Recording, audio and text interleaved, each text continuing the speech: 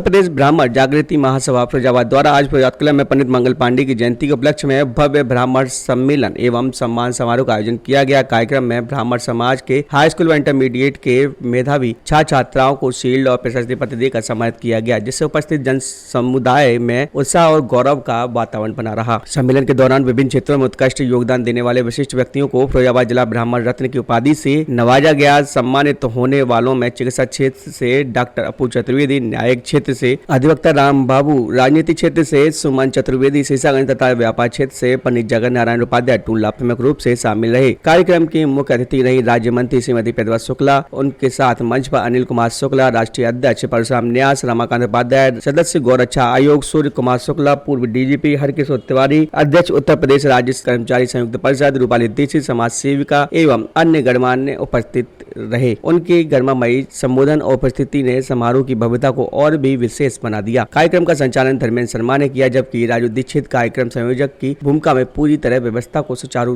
रूप से संभालते नजर आए। वहीं मीडिया प्रभारी विकास लहरी रहे। महासभा के जिलाध्यक्ष गोपाल शर्मा ने कहा कि समाज के उभरते युवा जब आगे आते हैं तो भविष्य का निर्माण सुनिश्चित होता है। उन्होंने कहा कि महासभा इसी प्रकार समाज की प्रतिभाओं को पहचान देती रहेगी। वहीं मुख्य संरक्षक धर्मेंद्र शर्मा ने महासभा को समाज के लिए एक रचनात्मक मंच बताया और कहा कि यह संगठन आगे भी समाज हित में एक कीर्तिमान स्थापित करेगा। इस अवसर पर गोपाल शर्मा, दुर्गा प्रसाद शर्मा, संदीप शर्मा, धर्मेंद्र शर्मा, अनिल कुमार, राजीव पचौरी, अशोक शर्मा, जगदीश शर्मा, गौरव शर्मा, भानु उपाध्याय और कन्हैया शर्मा उपस्थित रहे। देखिए फिरोजाबाद से कैनी न्यूज के लिए अमित पारसा की रिपोर्ट। देखिए शायद वो भक्ति से परिचित नहीं है।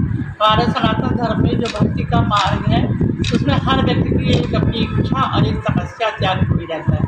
तो जो कांवड़िए हैं वो अपना एक मन में उद्देश्य लेकर और अपनी त्याग और तपस्या को लेकर भगवान शिव जी के लिए गंगा जल लाकर उनको अर्पित करते हैं।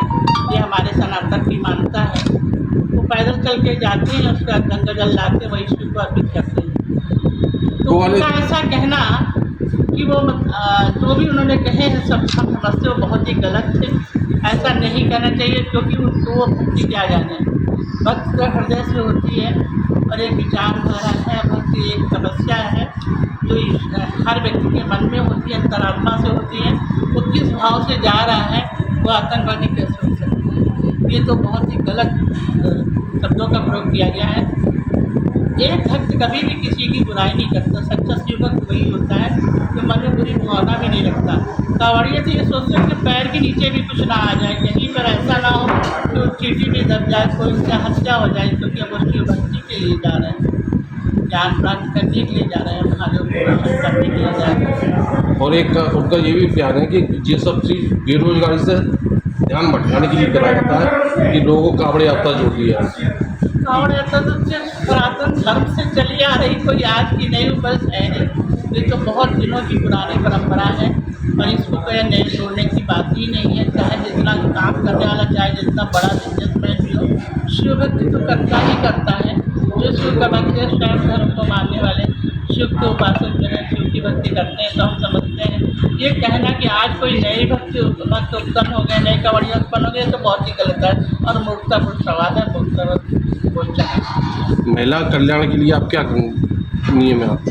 हमारे यहाँ तो महिला कल्याण बाल विकास में किसी भी महिला का किसी भी थाने में मुकदमा लिखा जाएगा, उसके साथ कभी अन्याय नहीं होने दिया जाएगा। ये जो अपनी बात कहती है तो उसकी बात सदा सुनी जाएगी।